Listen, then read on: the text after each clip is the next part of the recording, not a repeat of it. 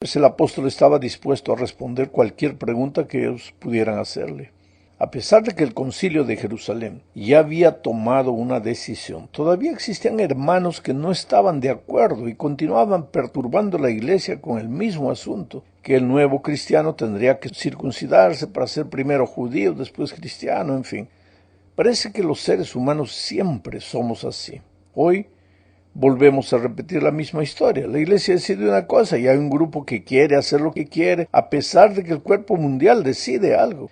Pues así es la vida, ¿qué se puede hacer? Así era la iglesia desde esos días. No debería ser si somos transformados por el poder de Dios, si somos guiados por el Espíritu, si entendemos que Dios dirige una iglesia y no personas individuales, pues deberíamos someternos a lo que la iglesia como un cuerpo decide. Parece que la impresión de que nada aprendemos del pasado y tenemos siempre que estar atentos a la inspiración del Espíritu, porque solo el Espíritu nos puede guiar, pero tenemos que tener corazones sensibles para eso. En cuanto Pablo llegó a Jerusalén, pues se presentó a los ancianos. Hechos 21, versículos 18 al 22, narra así. Al día siguiente entramos con Pablo en casa de Jacob. Allí estaban reunidos todos los ancianos. Después de saludarlos, Pablo les habló de su ministerio y con mucho detalle les contó lo que Dios había hecho entre los no judíos. Cuando ellos lo oyeron, glorificaron a Dios y le dijeron: hermano Pablo, ya hemos visto cuántos miles de judíos han creído, todos ellos celosos de la ley. Lo que aquí se ha sabido es que a los judíos que están entre los no judíos les enseñas a renegar de las enseñanzas de Moisés y que les dices que no circunciden a sus hijos ni observen nuestras costumbres. ¿Qué dices a esto? Sabes, mi amigo, este comentario que corría entre los judíos allá en Jerusalén no era verdad.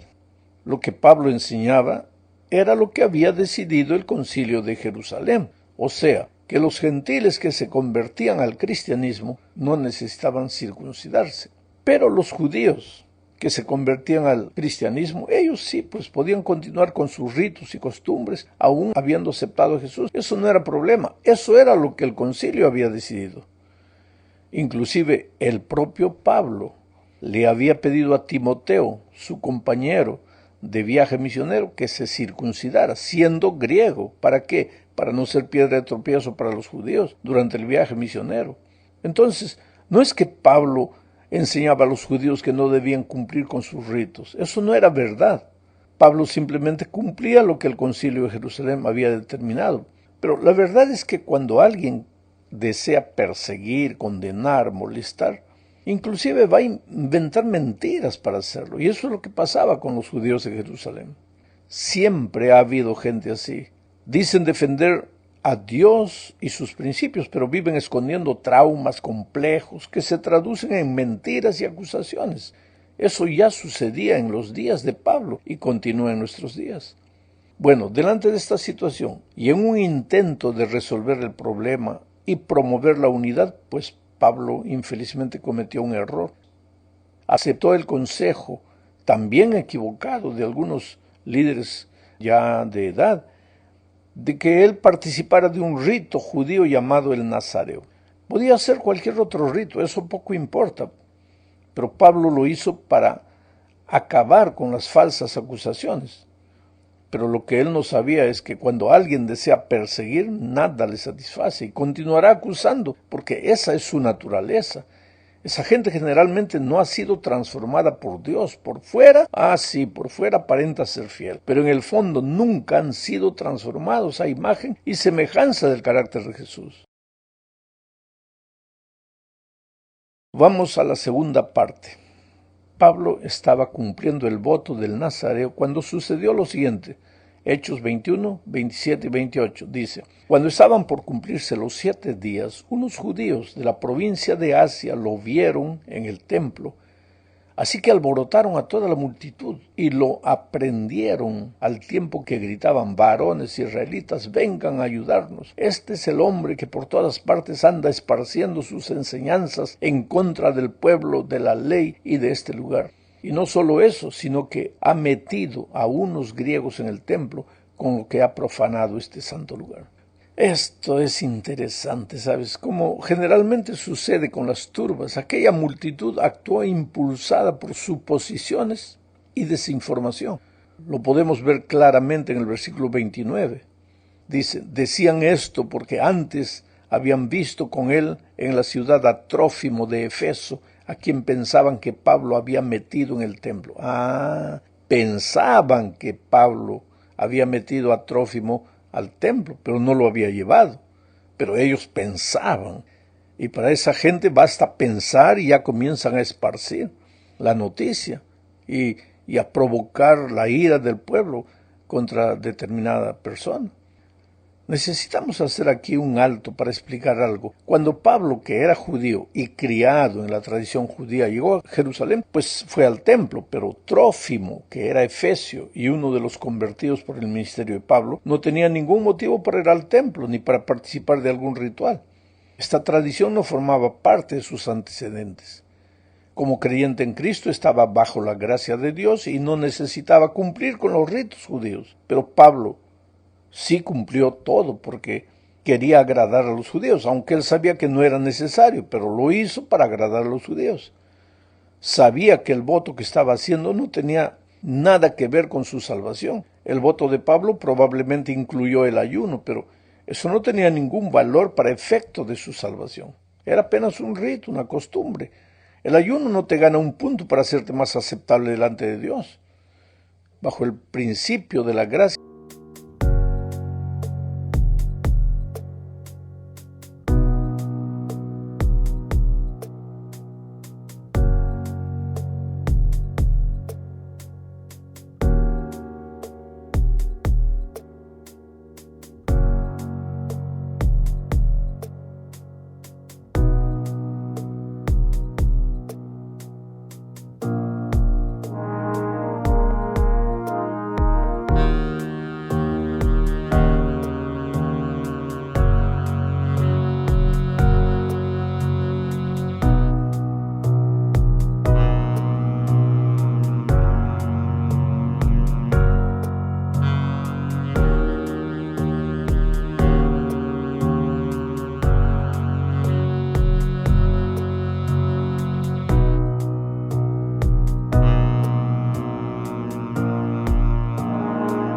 de Dios, un cristiano vive una vida de obediencia, sí, pero la obediencia es un resultado de la salvación, no es la causa de la salvación.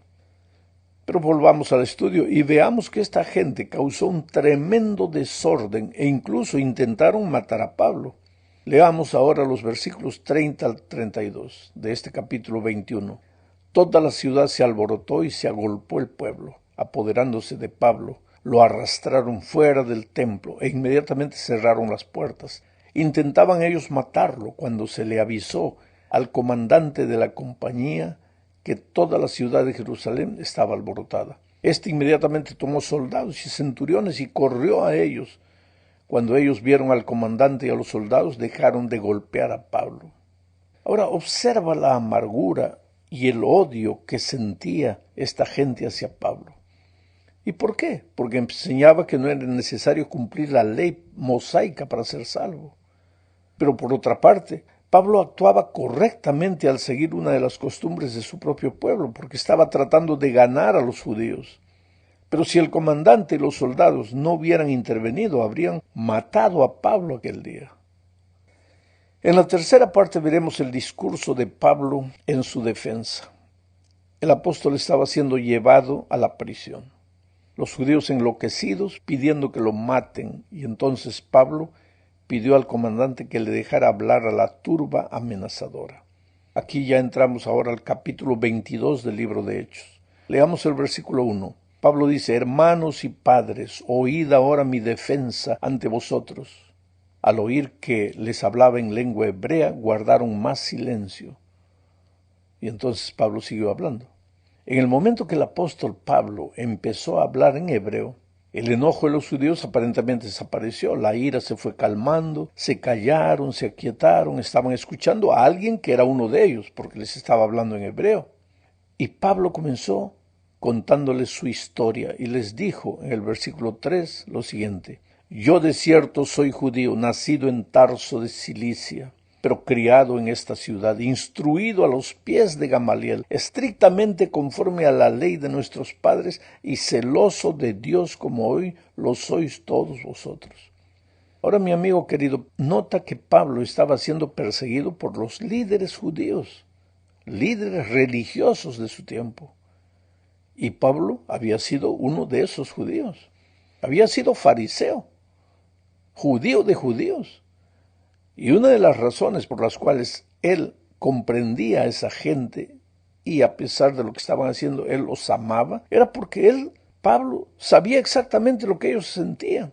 Les habló de sus antecedentes porque quería ganarlos para Cristo. Y Pablo tenía un currículum excelente como judío. La mejor universidad griega de aquel tiempo se encontraba en Tarso, no en Atenas ni en Corinto. Estas dos últimas ciudades, Atenas, Corinto, ya habían pasado su apogeo en esos momentos. Tarso era una próspera ciudad y un importante centro educativo. Ahora, es probable que Pablo hubiera estudiado en la Universidad de Tarso y que tuviera una buena educación en la cultura griega, pero por otro lado había estudiado en Jerusalén, a los pies de Gamaliel, que era el erudito judío.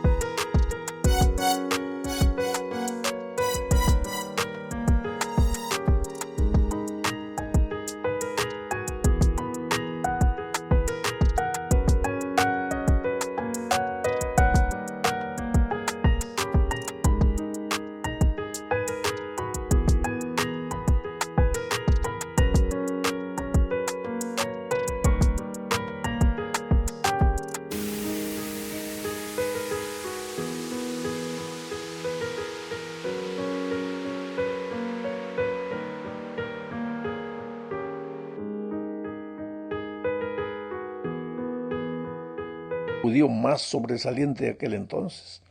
Entonces, después de hablar esto, Pablo continuó diciéndoles en el versículo 4 de este capítulo 22 lo siguiente: perseguía yo este camino hasta la muerte, prendiendo y entregando a cárceles a hombres y mujeres. Mira que Pablo usa la expresión este camino, perseguía yo a este camino. No mencionó a la iglesia, no dijo perseguía a los seguidores de Cristo. No dijo perseguía a los cristianos, dijo perseguía este camino. Esa expresión, el camino, era un término común con el cual estaban familiarizados. Pero cuando Pablo dijo este camino, se estaba refiriendo al mismo Señor Jesucristo, quien se presentó como el camino, la verdad y la vida. Pablo prácticamente le estaba diciendo: yo tengo los mismos antecedentes que ustedes tienen, las mismas credenciales judías, y yo también perseguía este camino, perseguía a Cristo. Cristo es el camino. ¿Sabes? En un mundo en que todos los caminos parecen formar una especie de laberinto que nos conduce a lugares que nos destruyen la vida, ¿cómo es bueno saber que Cristo es el camino, que no cambia, un camino seguro en quien podemos confiar? Yo soy el camino, la verdad y la vida, dijo él.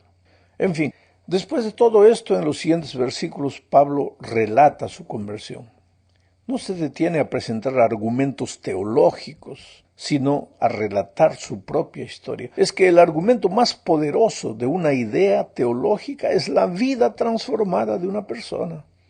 Por eso en mi predicación yo uso los argumentos, agarro el texto, saco las ideas, pero finalmente termino con la historia de una vida real, porque esa vida muestra cómo la teoría funciona en la vida real. Pero ¿cómo reaccionó la turba a la declaración de Pablo de que él era judío, pero estaba convertido y ahora había sido enviado a los gentiles? Pues la multitud se volvió a enfurecer. El comandante romano entonces decidió interrogarlo con azotes. Sin embargo, además de ser un judío de pura sangre, Pablo también tenía la ciudadanía romana. Y cuando mencionó esto, el comandante tuvo que echarse atrás con miedo. Como ciudadano romano, Pablo no podía ser sometido a esa clase de tortura antes de ser juzgado. Vamos ahora a la cuarta parte. Aquí encontramos a Pablo ante el Sanedrín. Leamos Hechos 23, 1 y 2. Entonces Pablo, mirando fijamente al concilio, dijo: hermanos, yo con toda buena conciencia he vivido delante de Dios hasta el día de hoy. El sumo sacerdote Ananías ordenó entonces a los que estaban junto a él que lo golpearan en la boca. Imagina a Pablo ante el Sanedrín. Allí se encontraban reunidos el sumo sacerdote y el concilio entero. Pablo, mirándolos fijamente, comenzó su defensa. Entonces el sumo sacerdote manda darle una bofetada en la boca. Y el versículo 3 dice: entonces Pablo le dijo: Dios te golpeará a ti, hipócrita. ¿Estás tú sentado para juzgarme conforme a la ley y quebrantando la ley me mandas golpear? Sabes, es que de acuerdo a la ley romana ningún hombre podía ser castigado hasta que la sentencia hubiera sido pronunciada. El simple hecho de que Pablo había sido arrestado y acusado no le daba a nadie la libertad de golpearlo, de abusar de él. En esos días las leyes romanas otorgaban protección legal a los detenidos. Pero este incidente del apóstol Pablo y el juicio de Dios nos hacen recordar que la ley de los hombres es desvirtuada generalmente. La justicia no depende de la ley a veces, depende del que administra la ley. El que administra la ley tiene la ley en la mano, pero hace lo que le da la gana, compra su veredicto, en fin, vende su propia conciencia por un poco de dinero. En nuestro tiempo hay quienes creen que si cambiáramos nuestra forma de gobierno, que si cambiáramos la ley, se acabarían los problemas. No, querido, lo que necesitamos no es un cambio de sistemas ni de leyes. Necesitamos una transformación auténtica del corazón humano. Ahora, cuando Pablo le contestó al sumo sacerdote de manera atrevida, no quería faltarle el respeto. Él sabía que debía obedecer al sumo sacerdote. El problema es que parece que porque él, pues desde que se encontró con Cristo camino de Damasco, no tenía una buena visión. Él confundió al sumo sacerdote hasta que le dijeron: mira, ¿a quién le estás hablando? Al sumo sacerdote. Inmediatamente él pidió perdón y dijo: mira, yo respeto lo que Dios dice, que tengo que respetar a la autoridad. Pero de todas maneras él dijo lo que dijo. Sigamos adelante. El apóstol Pablo se aprovechó de la discordia existente entre los dos partidos que se encontraban allí presentes. Sucede que los fariseos creían en la resurrección de los muertos, mientras que los saduceos no. Y Pablo aprovechó esa diferencia para convertir el juicio en una controversia teológica entre los fundamentalistas y los progresistas de aquel tiempo. Y no le fue muy difícil crear esta situación. Hechos 23, 7 al 9 dice: cuando dijo esto, se produjo discusión entre los fariseos y los saduceos, y la asamblea se dividió, porque los saduceos dicen que no hay resurrección, ni ángel, ni espíritu, pero los fariseos afirman que sí existen. Entonces hubo un gran vocerío, y levantándose los escribas de la parte de los fariseos, discutían diciendo: ningún mal hallamos en este hombre, que si un espíritu le ha hablado o un ángel, no resistamos a Dios. Interesante, cuando los fariseos se enteraron que Pablo había sido un fariseo en sus tiempos, salieron a defenderlo. Dice el versículo 10, como la discusión era cada vez más fuerte, el comandante, temiendo que Pablo fuera despedazado por ellos, mandó que bajaran soldados, lo arrebataran de en medio de ellos y lo llevaran a la fortaleza. A la noche siguiente, dice el versículo 11, se le presentó el Señor y le dijo: ten ánimo, Pablo, pues como has testificado de mí en Jerusalén, así es necesario que testifiques también en Roma. Me emociona que Pablo estaba sufriendo, pasando un momento difícil, azotado, despreciado, insultado, condenado. Pero ahora viene Dios y le dice: Pablo, no te asustes, no te desesperes, estás cumpliendo un plan de dolor, de lágrimas, estás cumpliendo un plan. Como has testificado de mí en Jerusalén, vas a ir a Roma y vas a testificar allá. Por eso, si en este momento tú estás pasando un momento difícil y tienes conciencia que has hecho bien, has caminado con Jesús, has andado en sus caminos, has seguido sus consejos, y a pesar de eso estás pasando por el dolor, yo te diría en este momento: no te desesperes, el plan de Dios se está cumpliendo en ti. Pero pastor, ¿cómo si estoy sufriendo? Calma un poco, el sufrimiento no dura para siempre. Mañana sale el sol y vas a entender la razón de tu sufrimiento. Llegamos al fin de esta lección hablando del traslado de Pablo a Cesarea. Hechos 23, 12 al 15 dice: Cuando fue de día, algunos de los judíos tramaron un complot y se juramentaron bajo maldición, diciendo que no comerían ni beberían hasta que hubieran dado muerte a Pablo. Eran más de 40 los que habían hecho esta conjuración, los cuales fueron a los principales sacerdotes y a los ancianos y dijeron: nosotros nos hemos juramentado bajo maldición a no gustar nada hasta que hayamos dado muerte a Pablo. Ahora pues vosotros, con el concilio, requerid al comandante que lo traiga mañana ante vosotros con el pretexto de que queréis indagar alguna cosa más cierta acerca de él, y nosotros estaremos listos para matarlo antes que llegue. ¡Qué tremendo! Y estos eran religiosos. Perdóname, esta gente era religiosa. Esta gente estaba defendiendo los principios de Dios. Ay, Señor, ¿cómo somos los seres humanos, ¿no? En nombre de Dios somos capaces de hacer cualquier cosa. Ay, este fue el complot que ellos hicieron para asesinar al apóstol Pablo. Pero el Señor tenía un plan diferente para Pablo. Pablo iría a Roma, porque Dios tenía un plan para él en Roma, y fue así. El oficial romano se enteró del complot contra Pablo, y Pablo se sirvió de los privilegios de su ciudadanía romana y avisó al comandante que tomara las medidas oportunas. Es que Dios provee los medios necesarios y espera que hagamos uso de ellos. La ley, hasta donde puede ayudarnos, nos ayuda, y tenemos que hacer uso de la ley. Y esto en ningún momento significa que no estemos confiando en el Señor. Significa que estamos confiando en que Dios puede usar los métodos y los medios que Él ha puesto a nuestra disposición para llevar a cabo sus propósitos. Y Pablo dijo: Señor, yo soy romano, no quiero que me juzguen aquí, quiero que me juzguen en Roma, quiero que me lleven a Roma. Porque pues ahí entre los religiosos corría más peligro. Entre la gente que estudiaba todos los días la Biblia, pero que no había cambiado su carácter. Gente, en el fondo, gente llena de odio, de rencor, aunque dijeran que mi rencor es santo, mi odio es santo, mi ira es santa, pero gente rencorosa, gente que no conocía a Jesucristo. Pablo estaba más inseguro ahí que en Roma, en manos de los paganos, que no le harían nada. Los versículos 23 y 24 de este capítulo 23 de los Hechos dicen: llamando a 2 centuriones, mandó que prepararan para la hora tercera de la noche 200 soldados, 70 jinetes y 200 lanceros para que fueran hasta Cesarea, y que prepararan cabalgaduras en que, poniendo a Pablo, lo llevaran a salvo a Félix, el gobernador. Recordemos que un centurión tenía a 100 soldados a su mando. O sea, un verdadero ejército acompañó a Pablo en su viaje a Cesarea para que nadie le hiciera nada. Esto nos revela el peligro que su vida corría. No había duda de que los judíos tenían toda la intención de asesinarle. Pablo fue pues llevado a Cesarea para comparecer ante Félix, el gobernador. Recordemos que los gobernadores romanos tenían su centro de operaciones en Cesarea y solo ocasionalmente subían a Jerusalén. Pilato, por ejemplo, tenía allí en Cesarea su centro de operaciones. Los gobernadores romanos, pues, preferían vivir en Cesarea antes que en Jerusalén, porque el clima era más agradable. Para terminar, quiero decirte que Dios transforma por su Espíritu a los que confían en Cristo. Dios los transforma. Y quiero decirte que la mayor evidencia de que has encontrado a Jesús, de que conoces su palabra,